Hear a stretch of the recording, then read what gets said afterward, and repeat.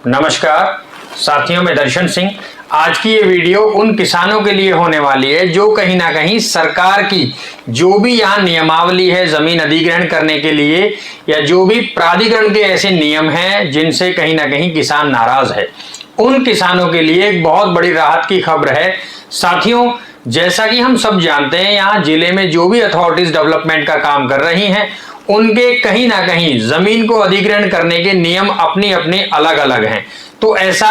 इसलिए फर्क आ रहा है कि किसान कहीं ना कहीं दूसरा शहर जो पहले डेवलप हो चुका है उसमें मिलने वाले फायदे और यहां नए अधिग्रहण में होने वाले फायदों को आपस में मिलान करता है, दोनों का कंपैरिजन करता है। तो किसान ये जानता है कि मुझे वो फायदे नहीं दिए जा रहे जो असल में फायदे मिलने चाहिए। तो इस तरह की चीजों को लेकर कहीं ना कहीं डेवलपमेंट इफेक्टिव होता है, चीजें रुक जाती हैं, किसान अपनी रजामंदी नहीं देता और प्राधिकरण में सरकार के द्वारा जो नियम दिए गए हैं उसके आधार पर जहां कहीं भी अधिग्रहण करना होता है वहां लगभग 70 से 75% किसानों की रजामंदी के बाद ही अधिग्रहण किया जा सकता है। तो ऐसा इसलिए जरूरी है कि किसान को खुश रखने के लिए उसको जो भी यहां पर फायदे दिए जाएंगे, चाहे वो मुआवजा या धनराशि के रूप में हो या जो भी यहां पर प्लॉट की प्लानिंग हो या और भी कोई ऐसा फायदा जिसके बाद किसान अपनी जमीन देने के लिए रजामंद हो जाए।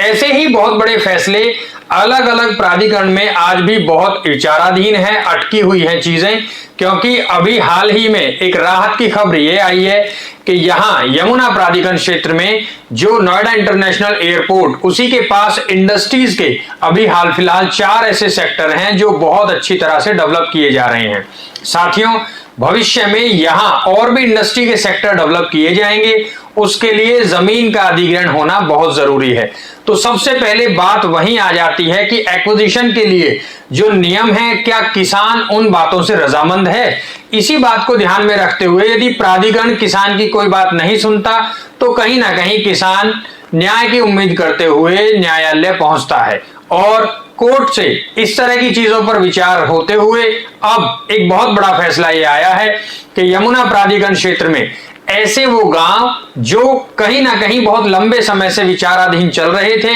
वहां ऐसे कई मामले हैं, कहीं ना कहीं आबादी की लीज बैक कराना या जो धनराशि है उसमें कमी है, इस बात को लेकर किसान नाराज है। तो मुआवजे में बढ़ोतरी का भी एक बहुत बड़ा मुद्दा था। अब इसी तरह से किसानों ने अपनी ये बात न्यायालय के सामने रखी। जैसा कि हम सभी जानते हैं, यमुना प्राधिकरण क्षेत्र के 14 गांव ऐसे हैं जिनकी जमीन का अधिग्रहण करके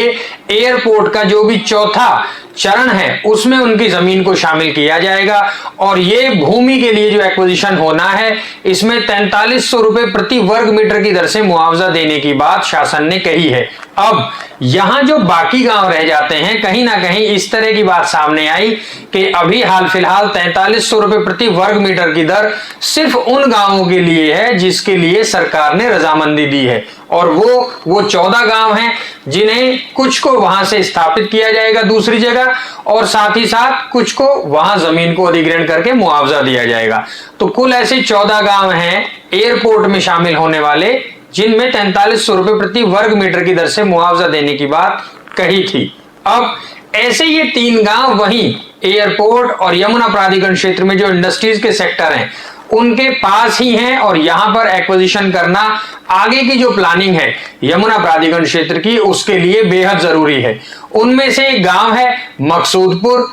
दूसरा गांव म्याना और तीसरा गांव अकलपुर। ये 3 गांव ऐसे हैं जिनमें बहुत इस तरह के मसले कोर्ट में विचाराधीन रहे और काफी लंबे समय बाद जब किसानों की बात न्यायालय ने सुनी और उनके लिए अब एक राहत भरी खबर यह है कि सबसे पहली बात यह कि जो 14 गांव यहां नोएडा इंटरनेशनल एयरपोर्ट में अधिग्रहण किए जा रहे हैं उनमें जो भी मुआवजे की दर है उसी दर पर मोहर लगा दी गई है और अब के बाद इन तीनों गांवों में जो एक्विजिशन होना है अभी हाल फिलहाल कोर्ट ने उन गांवों के लिए 4300 रुपए प्रति वर्ग मीटर की दर को लागू कर दिया है। उसी तरह से साथियों, यहां आमतौर पर देखा जाता है जब भी किसान की भूमि का अधिग्रहण होना होता है और अगर गवर्नमेंट या प्राधिकरण किसी भी अपनी प्लानिंग के आधार पर कहीं ना कहीं डिले रहता है वहां पर धारा 4 करके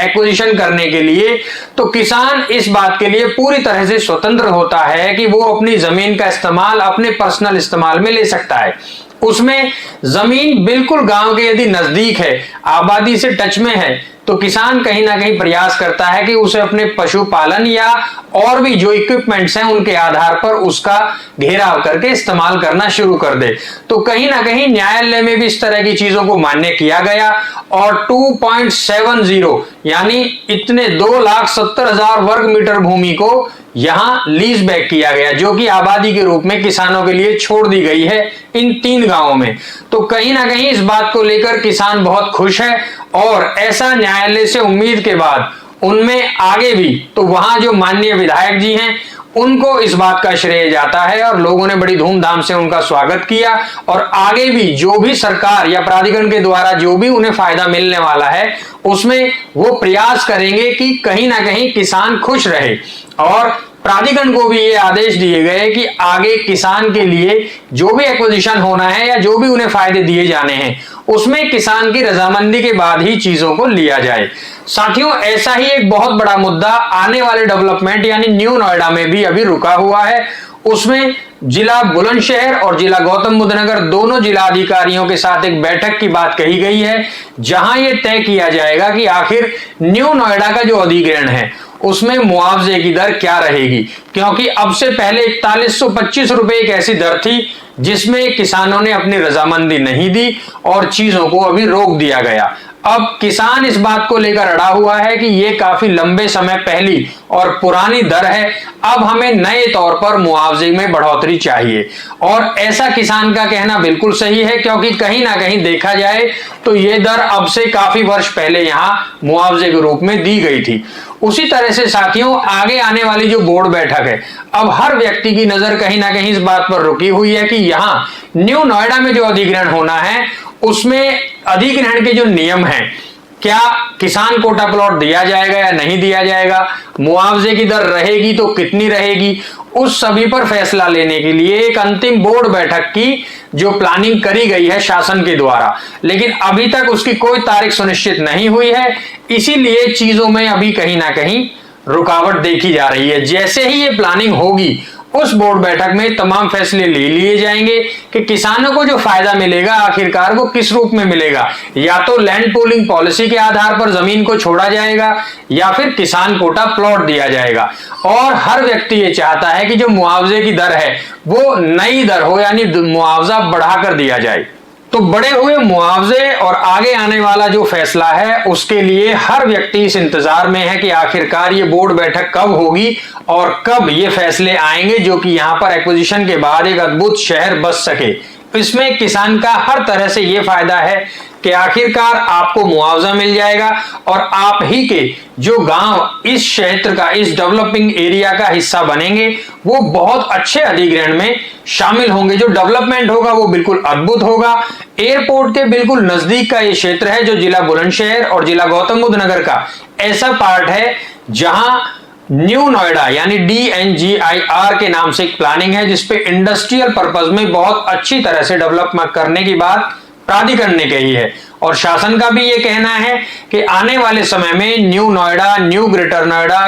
नोएडा और यमुना, ये तमाम क्षेत्र इतनी अच्छी तरह से डेवलप कर दिया जाएगा कि चाहे वो रेजिडेंशियल पर्पज में हो, इंडस्ट्रियल पर्पज में हो, कमर्शियल, वेयरहाउस, तो इस तरह की बहुत अद्भुत प्लानिंग्स यहां पर आने वाली हैं। साथियों, बात करें न्यू नोएडा के विषय में, तो न्यू नोएडा का अगर आप देखें तो DNGIR के नाम से इस प्लानिंग को नाम दिया गया है। इसमें दादरी, नोएडा, गाजियाबाद इन्वेस्टमेंट रीजन, तो ये ऐसी चीज है जो आप देखेंगे भविष्य में इंडस्ट्रियल पर्पज से ये तमाम क्षेत्र बहुत अच्छी तरह से डेवलप किया जाएगा। एयरपोर्ट का नजदीक होने के कारण यहाँ वेयरहाउस और जो एयरपोर्ट का कॉमर्शियल पर्पज है उसको ध्यान में रखते हुए यहां से रेलवे कनेक्टिविटी की बात भी प्लानिंग में रखी गई है। और बहुत नजदीक वो समय है जब एक्विजिशन होने के बाद यहां कुछ पार्ट ऐसा है जो यमुना प्राधिकरण द्वारा एक्विजिशन में शामिल किया जाएगा, क्योंकि चोला रेलवे स्टेशन के आगे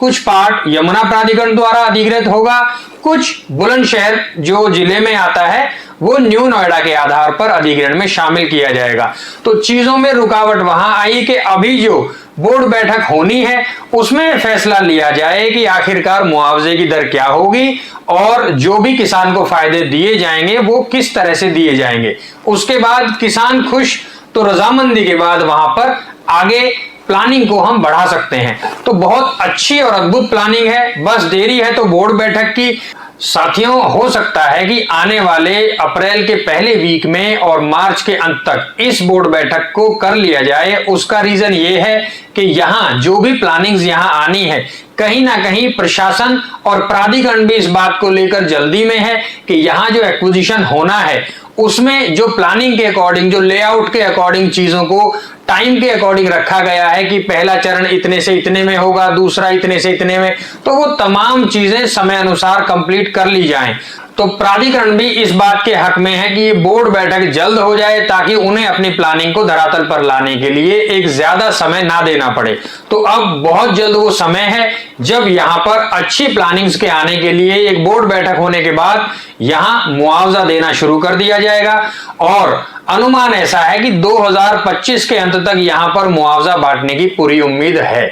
उसी तरह से साथियों, मुआवजा देने के बाद जो प्लानिंग्स हैं उसके लिए जमीन का कब्जा लेना और साथ ही साथ आगे उसको डील करने के लिए प्राधिकरण को भी समय की आवश्यकता रहेगी। तो ये बहुत अद्भुत प्लानिंग है, अद्भुत शहर है और आप यदि इसका हिस्सा बनना चाहते हैं तो आपके पास भी बहुत अच्छे विकल्प यहाँ इन्वेस्टमेंट के लिए मौजूद हैं। आप यदि ऐसा इन्वेस्टमेंट करना चाहते हैं जो बिल्कुल सुरक्षित और प्योर हो तो आगे आने वाला जो एक्विजिशन है वहां आप एग्रीकल्चर लैंड ले सकते हैं, जिसमें आपको कल जो एक्विजिशन होगा उसमें आपकी जमीन जाने के बाद आपको मुआवजा दे दिया जाएगा। उसी तरह से साथियों, यदि हम बात करें यहाँ आपके लिए आबादी में भी इन्वेस्टमेंट के ऑप्शंस हैं। आप आबादी में इन्वेस्टमेंट करके भी अच्छा मुनाफा कमा सकते हैं। साथ ही साथ यहाँ ग्रेटर नोएडा, यमुना जो रेजिडेंशियल सेक्टर्स प्राधिकरण द्वारा डेवलप किए गए हैं, आप वहां भी इन्वेस्टमेंट कर सकते हैं। तो बहुत अधिक विकल्प सभी के पास मौजूद हैं। अपने बजट अनुसार आप यहां इन्वेस्टमेंट करके अच्छा मुनाफा कमा सकते हैं। आप इन्वेस्टमेंट से जुड़ी कोई जानकारी या यहां आकर विजिट करना चाहते हैं तो नीचे स्क्रीन पर हमारा नंबर दिया गया है, आप ये नंबर डाल करके जानकारी ले सकते हैं। आप सभी के लिए शुभकामनाएं। नमस्कार।